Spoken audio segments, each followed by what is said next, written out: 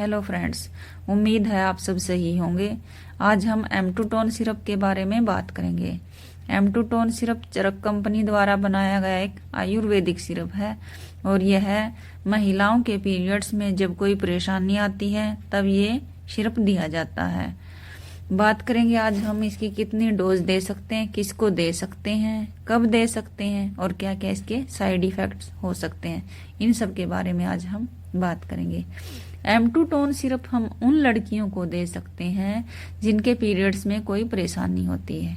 जैसे 12 साल से 18 साल तक की लड़कियों के जो पीरियड चलते हैं उनमें उनको डिप्रेशन, एंजाइटी हो जाती है, तो उस वक्त ये सिरप हम उनको दे सकते हैं। कभी कभी पीरियड्स के दौरान पेट में दर्द होना, पेडों में दर्द होना, टांगों में या कमर में दर्द होना, तो इस परेशानी से छुटकारा पाने के लिए भी ये सिरप दिया जाता है। जब लड़कियों के पीरियड्स इरेगुलर हो जाते हैं, जैसे किसी लड़की के पीरियड्स 15 दिन में एक बार आते हैं या किसी के 2 महीने में एक बार आते हैं या 25 और 35 दिन के बीच जिनके पीरियड्स नहीं आते, उन लड़कियों को हम ये सिरप दे सकते हैं। बात करते हैं बड़ों की, जैसे जो 20 साल या 19 साल से ऊपर की महिलाएं हैं, उनको कब कब दे सकते हैं। जब महिलाओं के पीरियड्स टाइम पर ना हो या हार्मोन इम्बैलेंस की वजह से कुछ इनमें परेशानी आ जाती है, या किसी को PCOD हो जाती है, किसी को अंडेदानी या बच्चेदानी में कोई रिशोल या गांठ वगैरह हो जाती है, तब हम ये सिरप उनको दे सकते हैं।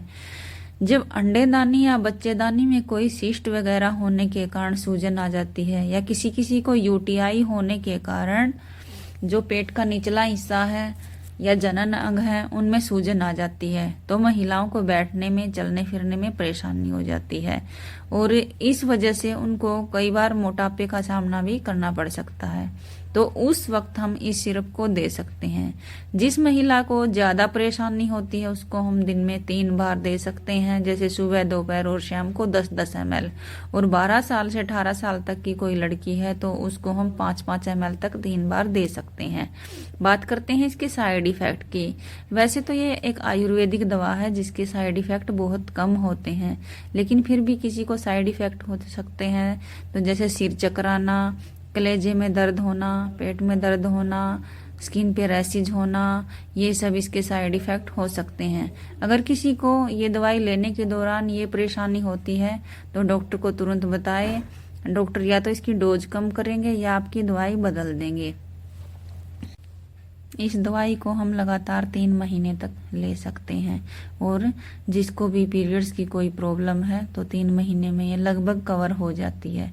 फिर भी अगर किसी को 3 महीने में पूरी तरह से आराम ना मिले तो 3 महीने लेने के बाद इस दवाई को हम 1 महीना के लिए बंद कर देते हैं और 1 महीने बाद फिर से इसको शुरू कर देते हैं।